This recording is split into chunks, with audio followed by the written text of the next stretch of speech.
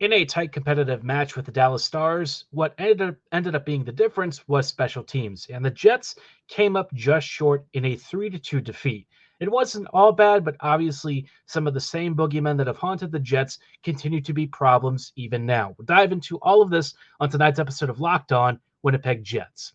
You're Locked On the Hockey Jets, your daily podcast on the Winnipeg Jets. Part of the Locked On Podcast Network, your team every day.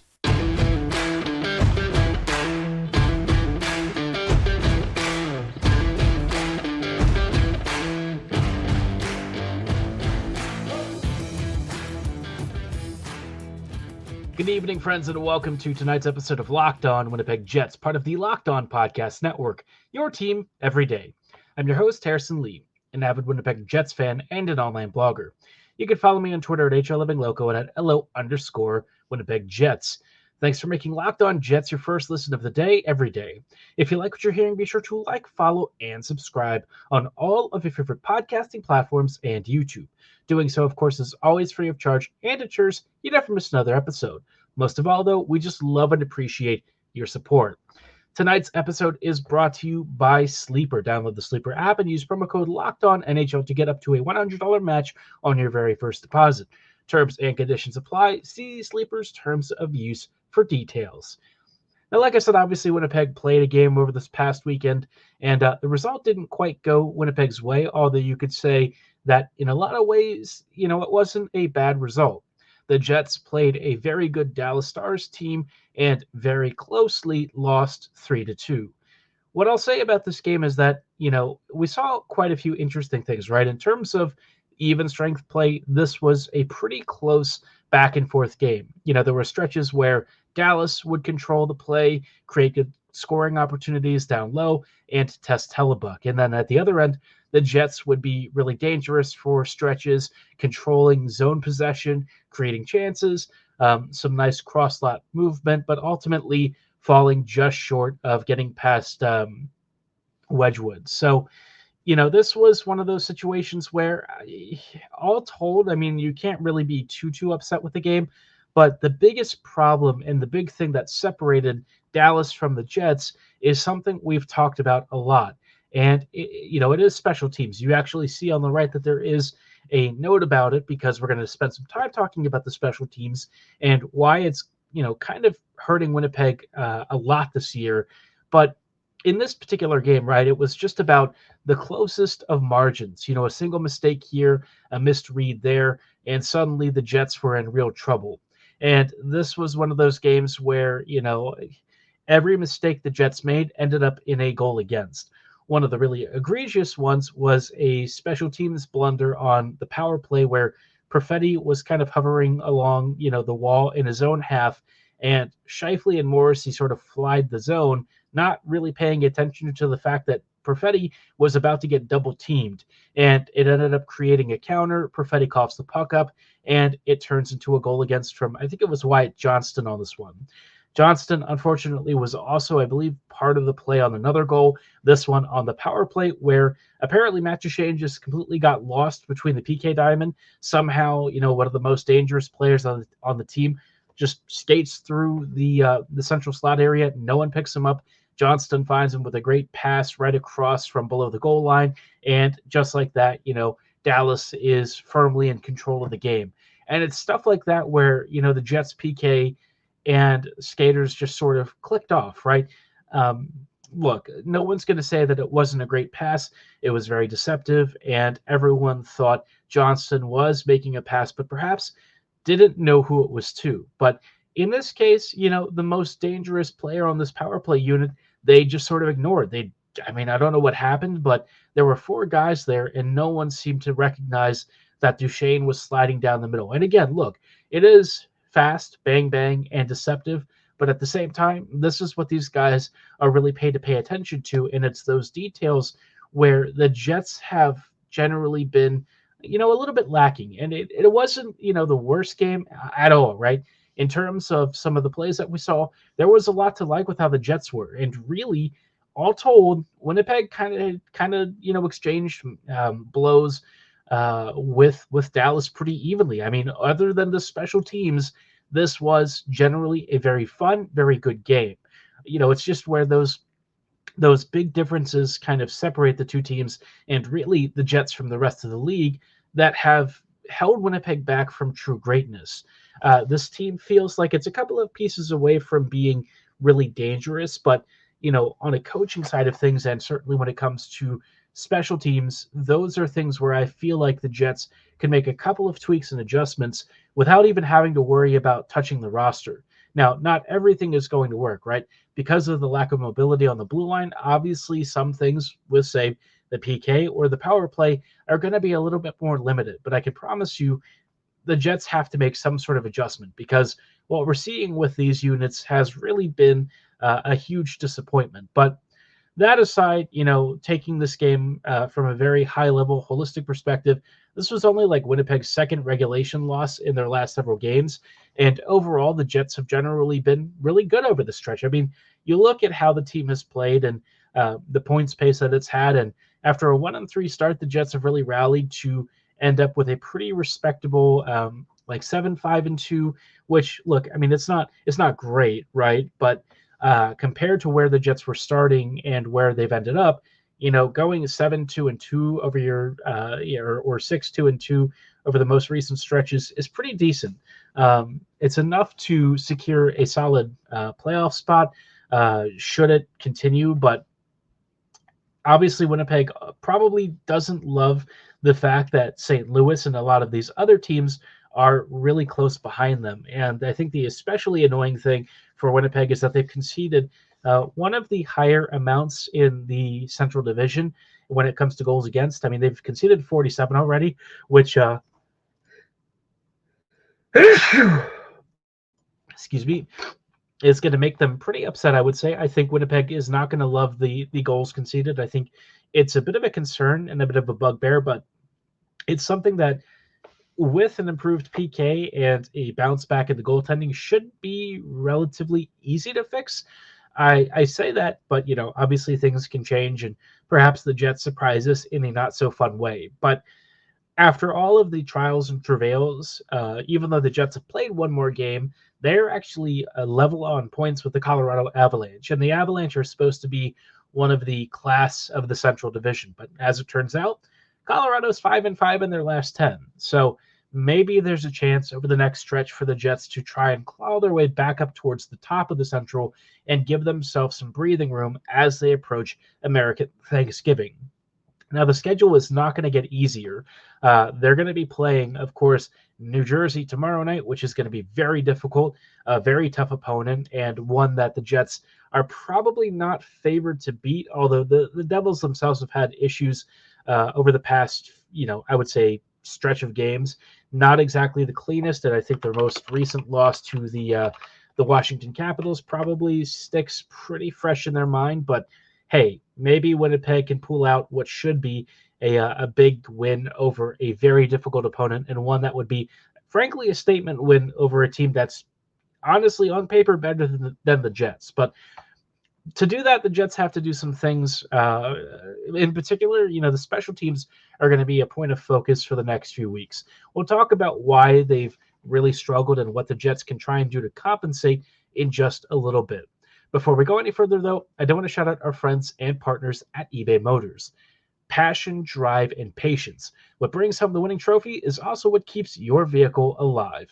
eBay Motors has everything you need to maintain your vehicle and level it up to peak performance. From superchargers, roof racks, exhaust kits, LED headlights, and so much more. Whatever you're looking for, whether you're into speed, power, or style, eBay Motors has got you covered. With over 122 million parts guaranteed to fit your ride, you'll always find exactly what you're looking for. And with eBay's Guaranteed Fit, your part is guaranteed to fit your ride the first time, or you get your money back. With eBay Motors, you're burning rubber, not cash. And we all know how important it is right now, especially to save money and cut costs where you can. With all the parts you need at the prices you want, it's easy to turn your vehicle into the MVP and bring home the victory. Keep your ride or die alive at ebaymotors.com.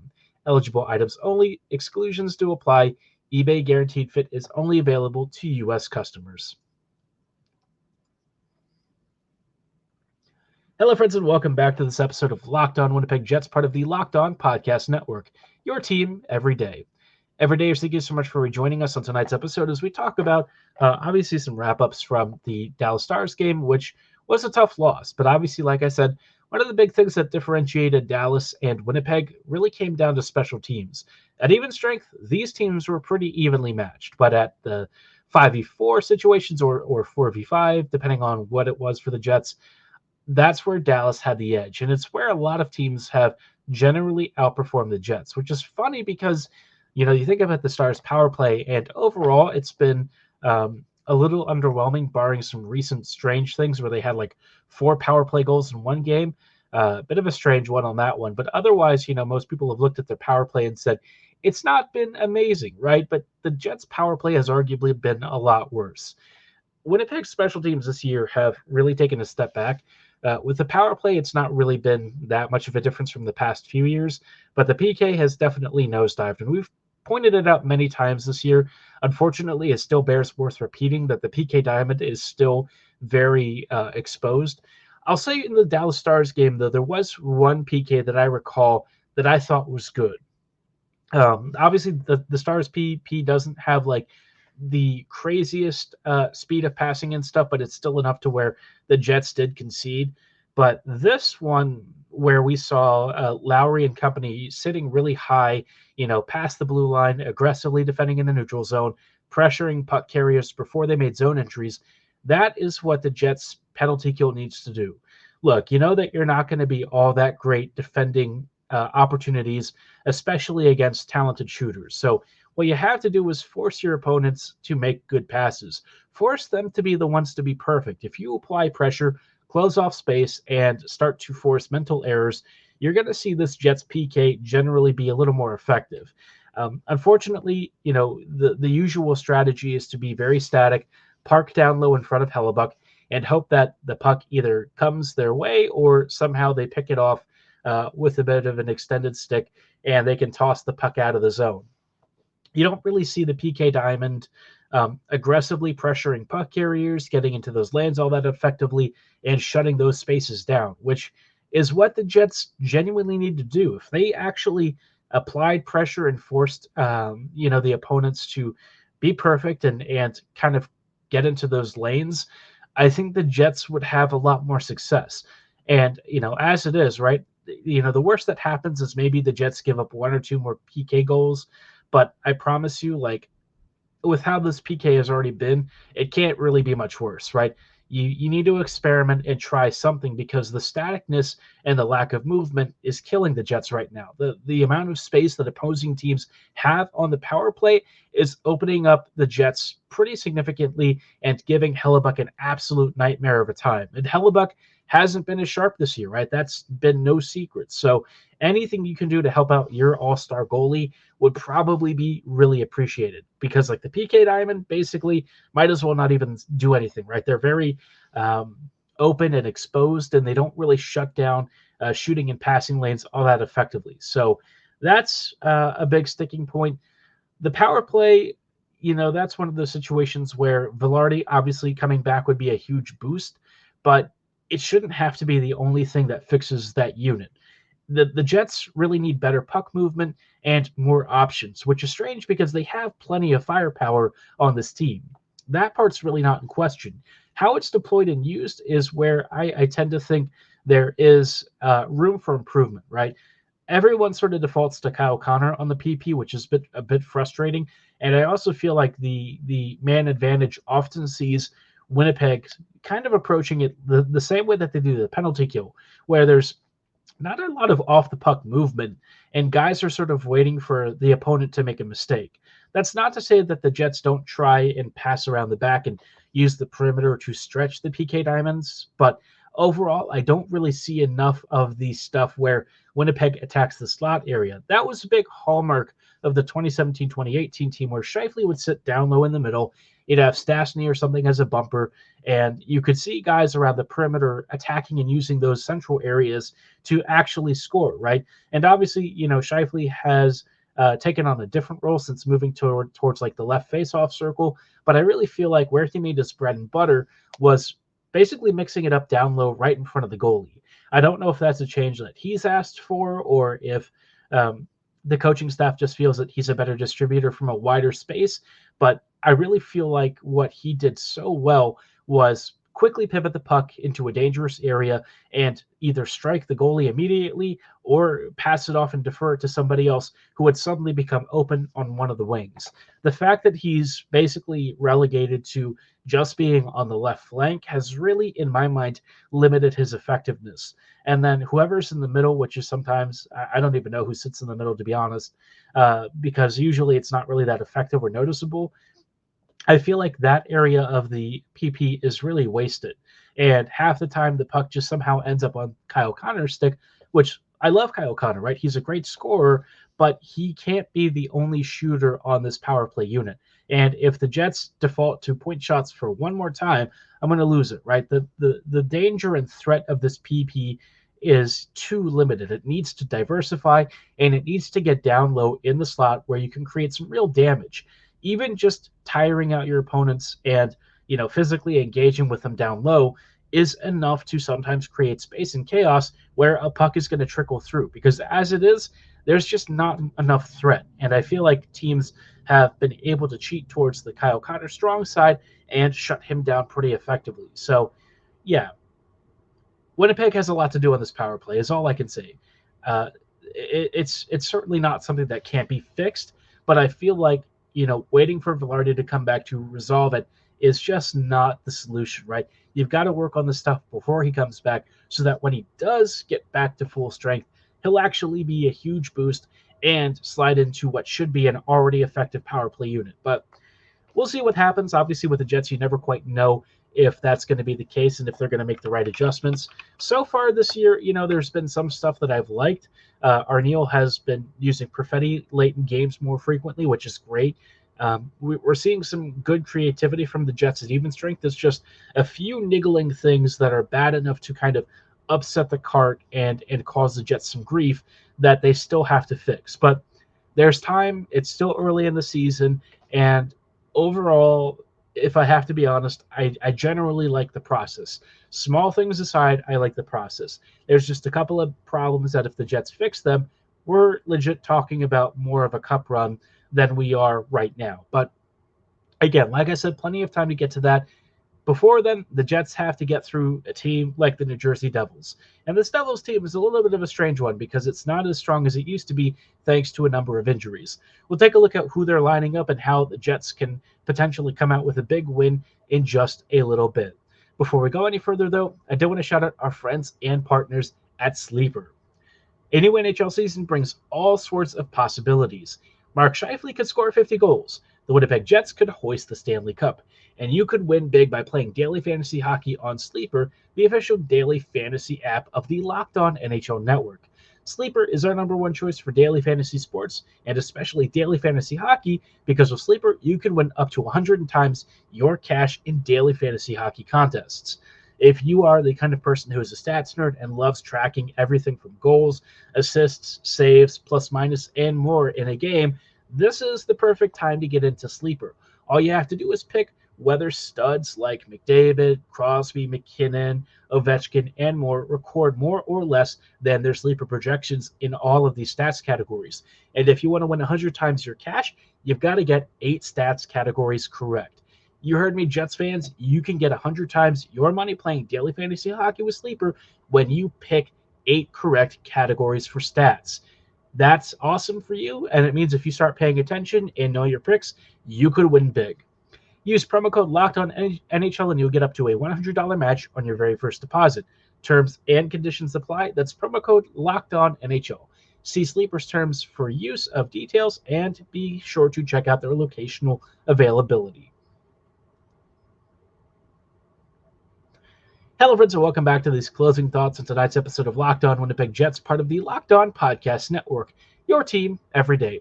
Every day, thank you for joining us as we talk about welcoming in an opponent to Winnipeg that we haven't really seen all that often.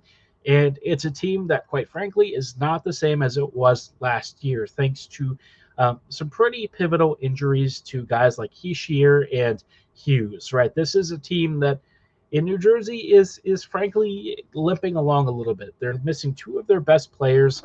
And while they're still pretty deep and interesting, It's definitely having a bit of an impact on their recent run of form. Now, all that said, this is a team you still can't really take lightly. First line, they've got Timo Meier, Michael McLeod, and Jesper Bratt. Bratt and Meier are obviously very big threats. McLeod has seemingly done well in the role that he's been assigned, even though he's traditionally been like a middle six player, thrust now into a top line role. He's been able to keep up with Bratt and Meier by all sounds of it. Um, Not exactly a guy that I would ever have imagined ending up in this spot, but thanks to injuries, sometimes it's one of those next man up mentality sort of situations. Second line, you've got Toffoli, Mercer, and Holtz. Toffoli, obviously, we're big fans of. He's one of those Kings players that I've always had a soft spot for, and obviously had a bit of a stint with Calgary, and now finds himself with New Jersey, where he's quite frankly racked up the points. Man, he's been so good, and I think a lot of people have rightly guessed that he would kind of take off as soon as he ended up with this team. So, yeah. They basically paid very little for his services, and they have reaped the benefits. Holtz has kind of bounced up and down the leagues over the past year or two. Obviously, it's been a little bit of a tough time for him getting used to the NHL level, but perhaps now he's starting to settle down. Haven't really caught too much of him recently, but it'll be interesting to see how he does, because obviously he's hailed as one of the biggest scoring talents that they've acquired through the draft over the years, and could be a really lifelong goal scorer for this team. The bottom six is where you start to see the lack of depth really play out. Palat, Haula, and Lazar are on your third line, which is just not a very good line, if we're being honest. Lazar is, who he is at this point, which is a fourth line grinder. Haula, yeah, I mean, you know what his reputation is. Decent enough middle six scorer, but not much more than that. And Palat has really started slowing down. Nosek, Tierney, and Bastian anchor the fourth line. And honestly, I just feel like this bottom six is where the Jets should be able to make some real hay. I feel like the third and fourth lines for Winnipeg very much outbeat whatever these guys are going to be capable of. But I've been surprised before. Maybe the Jets are going to have a bad performance, but I feel like this depth unit is where the Jets have a legitimate advantage. And honestly, the Jets should be able to match up well against the top six too, but I'm not going to jinx it. I feel like that's just asking for trouble. On the defense, obviously the Devils have a really good unit. Hughes and Hamilton anchor your first pairing, which is just such a great combo. Siegenthaler and Marino are on your second pair, another really solid top four duo. And then Ball and Smith have been pretty capable together. Smith perhaps not as much, but Ball has seemingly fit in pretty nicely. A lot more strong, I guess, performing strongly than I expected, which, coming over from Arizona, I didn't think Ball was going to be all that impressive. He's big. He didn't exactly have the most explosive puck movement, but seemingly for the Devils has done a pretty good job. So the blue line for the Devils is pretty decent. The goaltending is perhaps not so decent, right? I don't know what it is with them, but Vanacek and Schmid have been a little bit chaotic. Vanacek has had some moments where he's been really good, but overall, the goaltending unit should be where the Jets could take advantage, especially at even strength. But like I said, this is still a really tough team. I do still think that somehow the Devils might be favored in this one, just because Winnipeg's own special teams and goaltending haven't exactly been strong recently. But let's hope that fortunes turn around, and at even strength, the Jets win the battle. Let me know your score predictions in the comments below or at my social medias at HLLivingLoco and at LO_Winnipeg Jets. I'm going with 4-3 Jets. I've called the Jets in some games and they've lost close ones, but I'm feeling okay about this one. Let me know if you agree, and if you don't, drop your score prediction below in, I guess, New Jersey's favor. But for tonight's episode, that is going to be all the time that we have. Thanks so much for making Locked On Jets your first listen of the day every day. We'll see you back here tomorrow with some post-game thoughts as the Jets finish off the Devils. Have a great night, and as always, go Jets go.